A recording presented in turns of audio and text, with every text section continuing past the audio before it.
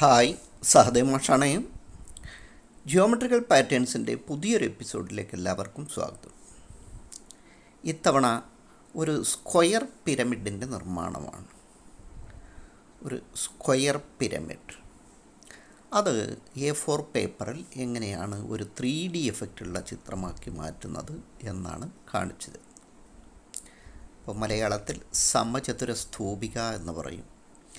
ഇതാത് വ്യത്യസ്ത ഭാഗത്തു നോക്കുമ്പോൾ വ്യത്യസ്ത ഉയരത്തിലാണ് കാണുന്നത്. അപ്പോൾ ആ പിരമിഡും അതിൻ്റെ നിഴലും ചേരുന്ന രൂപം, അതുപോലെ ആ പ്രകാശം കിട്ടുന്ന ഭാഗം, അതായത് എവിടെയാണോ വെളിച്ചം കൂടുതൽ കിട്ടുന്നത് അവിടെ ഒരു നിറമായിരിക്കും, രണ്ടാമത്തെ ഭാഗത്ത് നിഴൽ ചേർന്ന അതാണ് ഡാർക്കായിട്ട് കാണുന്നത്. അപ്പോൾ ഏതാണ്ടൊരു ബ്രൗൺ കളറും കുറച്ചും കൂടെ ഡാർക്കായിട്ടുള്ള ബ്രൗണും, രണ്ട് കളറാണ് ഉപയോഗിച്ചിരിക്കുന്നത്. അപ്പോൾ വളരെ എളുപ്പത്തിൽ നിർമ്മിച്ചെടുക്കാവുന്ന ഒരു ചിത്രമാണ്, പഠിക്കാനുള്ള പാഠഭാഗവും കൂടിയാണ്. ഒരു A4 പേപ്പറിൻ്റെ ഈ രൂപത്തിൽ കോണിൻ്റെ അടുത്തോട്ട് ചേർത്ത് വെച്ച് 24 സെൻറ്റിമീറ്റർ നീളത്തിൽ ഒരു ലൈൻ വരയ്ക്കുകയാണ്. 24. അപ്പോൾ അതിനുശേഷം പ്രൊട്രാക്ടർ കൃത്യമായി വെച്ചതിന് ശേഷം 30 ഡിഗ്രി, ഇരുവശങ്ങളിലും 30 ഡിഗ്രിക്ക് അടയാളപ്പെടുത്തുക. എന്നിട്ട് 7.5 സെൻറ്റിമീറ്റർ, ആ പോയിൻറ്റിലൂടെ 7.5 സെൻറ്റിമീറ്ററിലാണ് വരയ്ക്കുന്നത്. അപ്പോൾ ഇപ്പോൾ വരച്ച രണ്ട് വരകളുടെയും ലെങ്ത്ത് 7.5 സെൻറ്റിമീറ്ററാണ്. പിന്നീട് ഇതിൻ്റെ അഗ്രങ്ങൾ തമ്മിൽ യോജിപ്പിക്കുക. അവിടെ ഏതാണ്ട് ഒരു 21 സെൻറ്റിമീറ്റർ അങ്ങനെയായിരിക്കും. അവിടെ നമ്മൾ അളന്ന് നോക്കേണ്ട ആവശ്യമില്ല, അത് തമ്മിൽ യോജിപ്പിക്കുക. ഇനി അടുത്ത സ്റ്റെപ്പ്, ആ സെൻട്രൽ നമ്മൾ വ്യത്യസ്ത പോയിൻ്റുകൾ അടയാളപ്പെടുത്തണം. ഈ രൂപത്തിലാണ് 2.5, 2.4, 2.3, പിന്നീട് 2.2, അങ്ങനെ ഓരോ മില്ലി കുറച്ച് മുകളിലേക്ക് എത്തുമ്പോൾ ആനുപാതികമായി ചെറുതായി വരുന്നതാണ്. ആ രൂപത്തിലാണ് നമുക്ക് വേണ്ടത്. അപ്പോൾ മേലോട്ടെത്തുന്തോറും അത് തമ്മിലുള്ള ഡിസ്റ്റൻസ് ഓരോ സെൻറ്റിമീറ്റർ കുറഞ്ഞു വരും. അങ്ങനെ എത്ര വരെ എത്തുന്നുണ്ടോ അതിനനുസരിച്ച് ഓരോ മില്ലിമീറ്റർ കുറച്ച് മേലോട്ട് കൊണ്ടുപോകാം.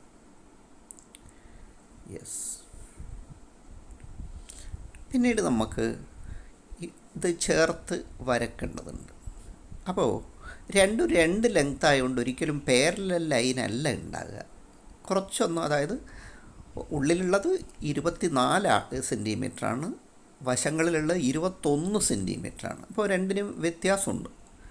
അതുകൊണ്ട് തന്നെ കുറച്ചൊരു ചെരിവിലാണ് ഈ വരകളെല്ലാം വരിക, സമാന്തര രേഖകളല്ല എന്നുള്ള കാര്യം പ്രത്യേകം ഓർക്കുക. അപ്പോൾ നമ്മൾ ഇത്തരത്തിലുള്ള പ്ലാസ്റ്റിക് സ്കെയിൽ ഉപയോഗിച്ചാൽ, ട്രാൻസ്പെറൻ്റ് ആയിട്ടുള്ള പ്ലാസ്റ്റിക് സ്കെയിൽ ഉപയോഗിക്കുമ്പോൾ നേരത്തെ വരച്ച വര ബേസ് ചെയ്തുകൊണ്ട് അത് നമുക്ക് അടിവശത്ത് കാണാമല്ലോ. അപ്പോൾ ഒരേപോലെ ഒരേ ഡിസ്റ്റൻസിൽ ഇങ്ങനെ വരച്ച് പോവുക.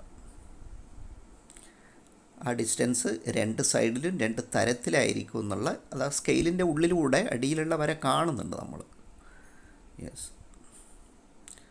അപ്പോൾ വശങ്ങളിൽ ലെങ്ത് കുറവാണ്, മധ്യഭാഗത്താണ് കൂടുതലുള്ളത്. അപ്പോൾ അതിനനുസരിച്ച് സ്കെയിൽ നീക്കി ആ ഡിസ്റ്റൻസ് ഏതാണ്ട് വരുന്ന രൂപത്തിൽ നീക്കി കൊണ്ടുപോകുക.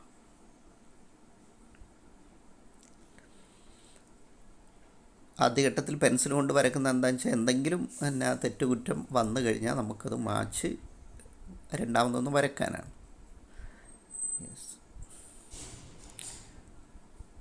ആ രൂപത്തിൽ മുഴുവനായിട്ടും വരയ്ക്കുക. ഇപ്പോൾ വരച്ചെടുത്താൽ ഈ രൂപത്തിലാണ് ഉണ്ടാകുക. ഇത് അതിൻ്റെ അടിവശത്ത് 1.5 സെൻറ്റിമീറ്റർ ഇടവിട്ട് പോയിൻ്റ് അടയാളപ്പെടുത്തണം. 1.5, 3, 4.5, 6 അടിവശത്ത് മാത്രം മതി. 1.5, 3, 4.5, 6 ഇത്രയും പോയിൻ്റുകൾ അടയാളപ്പെടുത്തുക. ഇനി അത് തിരിച്ച് വരയ്ക്കുകയാണ്. തിരിച്ച് വരയ്ക്കുമ്പോൾ ശ്രദ്ധിക്കേണ്ട കാര്യം, നമ്മൾ ഒരു ഇഷ്ടിക കൊണ്ട് പടുക്കുമ്പോൾ ഒന്നിടവിട്ടാണ് വരക്കേണ്ടത്. ഒന്ന് വരച്ച് ഒന്ന് വിട്ട്, ഒന്ന് വരച്ച് ഒന്ന് വിട്ട്, ആ രൂപത്തിലാണ് മേലോട്ട് വരച്ചു കൊണ്ടുവരേണ്ടത്. യെസ്.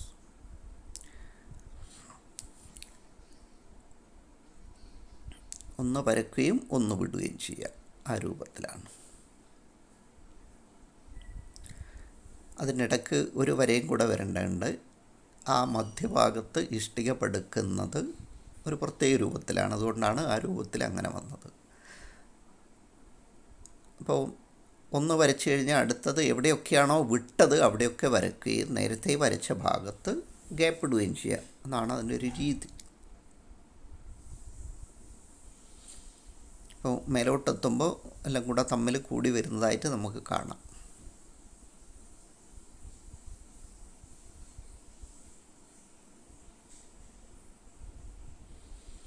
ഇനി മറ്റേ വശത്തും അതുപോലെ തന്നെ.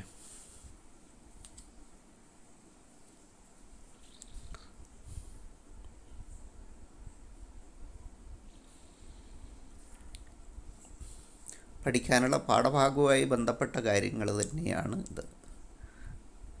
സ്ക്വയർ പിരമിഡും ഒക്കെ സ്കൂൾ പാഠഭാഗത്തിൽ 10ാം ക്ലാസ്സിലൊക്കെ പഠിക്കാനുള്ളതാണ്.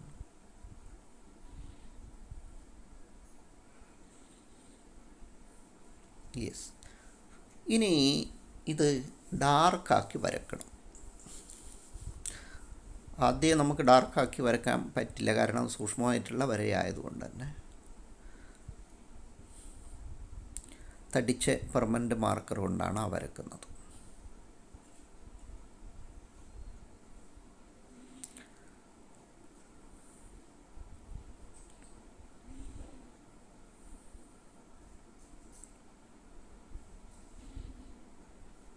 ഒരു കൈറ്റിൻ്റെ രൂപത്തിൽ. ഇനി അതിൻ്റെ മധ്യഭാഗത്ത് കൂടെ വരയ്ക്കുക.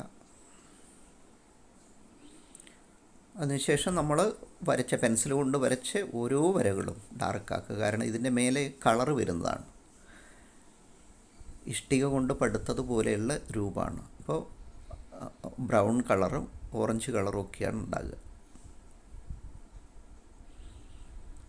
അപ്പോൾ അതിൻ്റെ ഉള്ളിലൂടെ തെളിഞ്ഞ് കാണണമെങ്കിൽ പെർമനൻ്റ് മാർക്കർ കൊണ്ട് തടിച്ച വരകൾ തന്നെ വേണം.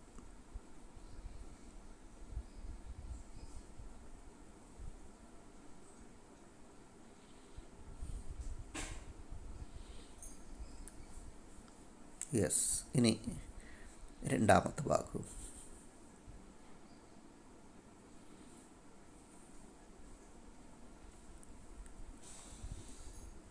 പെർമനൻ്റ് മാർക്കർ കൊണ്ട് വരയ്ക്കുന്നത് അത് അവിടുന്ന് പടരില്ല. ഇതിൻ്റെ മേലെ ഇപ്പോൾ ക്രയോൺ ആണെങ്കിലും നമ്മൾ അതിൻ്റെ മേലെ കൂടെ കളർ കൊടുക്കും.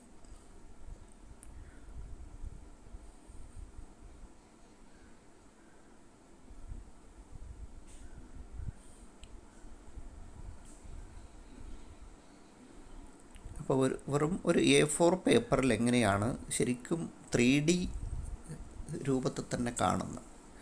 ശരിക്കും അത് പിരമിഡിൻ്റെ രൂപത്തിൽ തന്നെ നമുക്ക് കാണാനുണ്ടാവും.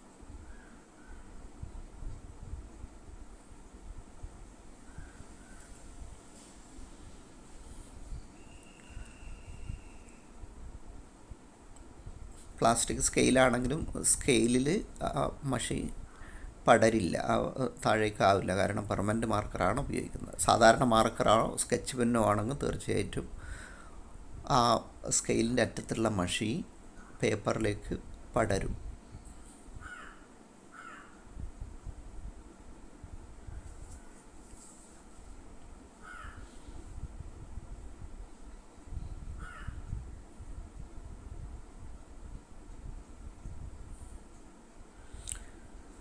മേലോട്ടെത്തുമ്പോൾ നമുക്ക് സൂക്ഷ്മമായി അവിടെ വരച്ച് ഫലിപ്പിക്കാൻ പറ്റിയെന്ന് വരില്ല.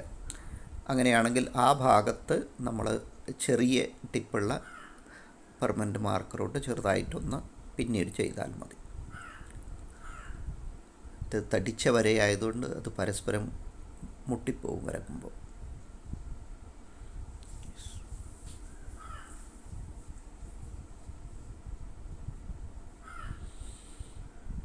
അവിടെ നമ്മൾ ഒഴിവാക്കിയ വരകളേതെല്ലാം വെച്ചാൽ ചെയ്യുകയാണ്.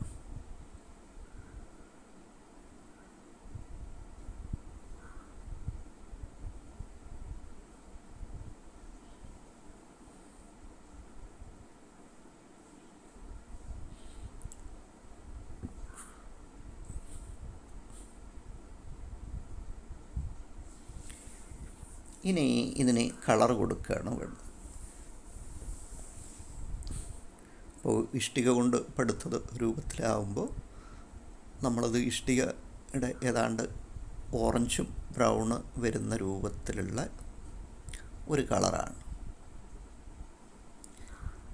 അപ്പോൾ അത് ഈ വശത്ത്, അതായത് റൈറ്റ് സൈഡിൽ കൊടുക്കുന്ന കളറല്ല ലെഫ്റ്റ് സൈഡിൽ കൊടുക്കുക. കാരണം അത് രണ്ട് സൈഡിലും അതായത് ഒരു സൈഡിൽ വെളിച്ചടിക്കുന്നതാണ്. ആ ലൈറ്റ് ഡയറക്റ്റായിട്ട് വരുന്ന ഭാഗത്തുള്ള നിറമാണിത്. ഈ നിറമല്ല മറുവശത്തുണ്ടാകുക. അത് നിഴലും ചേർന്ന കുറച്ചും കൂടി ഒന്ന് ഡാർക്കായിട്ടുള്ള കളറായിരിക്കും.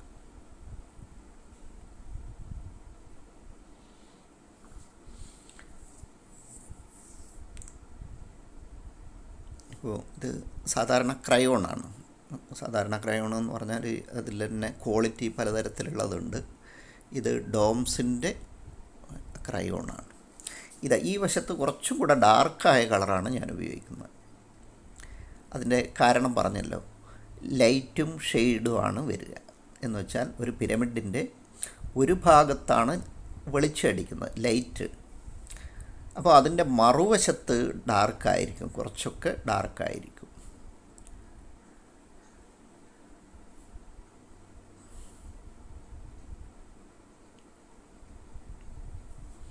അതുകൊണ്ടാണ് രണ്ട് വ്യത്യസ്ത കളർ ഉപയോഗിച്ചിരിക്കുന്നത്.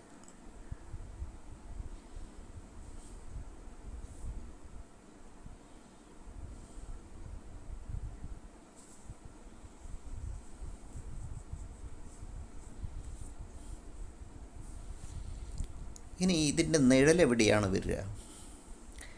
നിഴൽ ആ ഡാർക്ക് ഭാഗത്താണ് ഉണ്ടാവുക. ഞാനിപ്പോൾ എടുത്തത് 7.5 സെൻറ്റിമീറ്ററിന് തന്നെയാണ്. അപ്പോൾ അവിടെ ഒരു സമഭുജ ത്രികോണത്തിൻ്റെ രൂപത്തിൽ ഈക്വലേറ്റർ ട്രയാങ്കിളാണ് വരിക.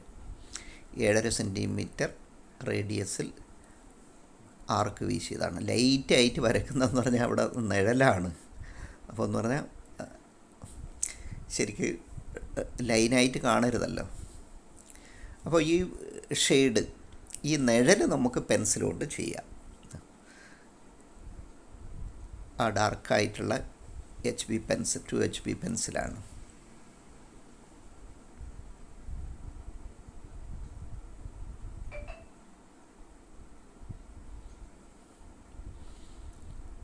പ്രകാശം വരുന്നത് മേലെ നിന്നാണ്. സൂര്യവെളിച്ചമാണെങ്കിൽ മേലെ നിന്നാണല്ലോ വരിക. അതുകൊണ്ടാണ് ഈ രൂപത്തിൽ നിഴൽ, ഈ രൂപത്തിൽ ത്രികോണം ചെറുതായിട്ട് കാണുന്നത്. ആ രൂപത്തിൻ്റെ അത്രയും വലുപ്പത്തിലുണ്ടാവില്ലല്ലോ. അപ്പോൾ നേരെ മേലെ നിന്നല്ല, ലേശം ഒന്ന് ചെരിഞ്ഞിട്ടുള്ള ഭാഗത്തു നിന്നാണ് ആ ലൈറ്റ് വരുന്നത്. യെസ്.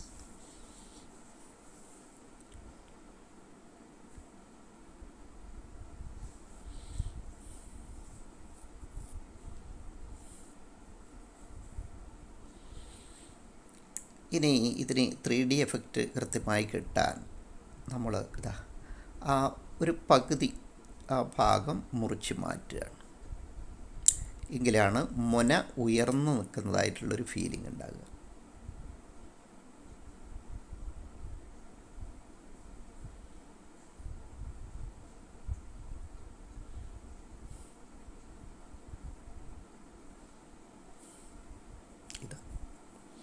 ഇപ്പോൾ ശരിക്ക് പേപ്പറിൽ നിന്നും ഉയർന്നു നിൽക്കുന്ന പോലെയുള്ളൊരു ഫീലിംഗ് തന്നെ നമുക്ക് കിട്ടുന്നുണ്ട്.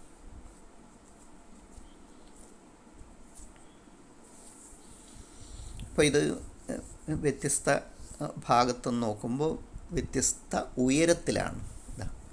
അപ്പോൾ അതിൻ്റെ ഉയരം കുറഞ്ഞ്,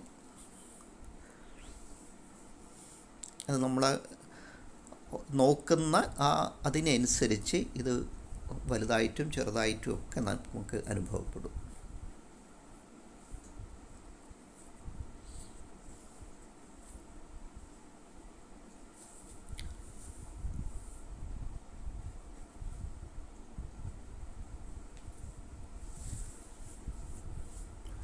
ഇത് 10ാം ക്ലാസ് പഠിക്കാനുള്ള പാഠഭാഗമാണ്. ചെറിയ കുട്ടികൾക്ക് വരയ്ക്കാം, വളരെ ഈസി ആയിട്ട് UP തലത്തിലുള്ള കുട്ടികൾക്കൊക്കെ വരയ്ക്കാൻ പറ്റുന്ന രൂപത്തിലാണ് ഞാനിത് പറഞ്ഞു തരുന്നത്. അപ്പോൾ തീർച്ചയായും ഇതിലുള്ള ഗണിതാശയങ്ങൾ പറഞ്ഞുകൊണ്ട് തന്നെയാണ് ചെയ്യുന്നത്. എല്ലാവരും നന്നായി ചെയ്യുക. അപ്പോൾ അടുത്ത വീഡിയോയിൽ നമുക്ക് വീണ്ടും കാണാം. ഈ ചാനൽ പുതുതായി കാണുന്ന കൂട്ടുകാർ സബ്സ്ക്രൈബ് ചെയ്യാനും ലൈക്ക് ചെയ്യാനും കമൻറ്റ് ചെയ്യാനും മറന്നു പോകരുത്. വീഡിയോ നിങ്ങൾക്ക് ഇഷ്ടപ്പെട്ടാൽ തീർച്ചയായും നിങ്ങളുടെ മറ്റു ഗ്രൂപ്പുകളിലേക്കും കൂട്ടുകാരിലേക്കും എത്തിക്കാൻ ശ്രമിക്കുമല്ലോ.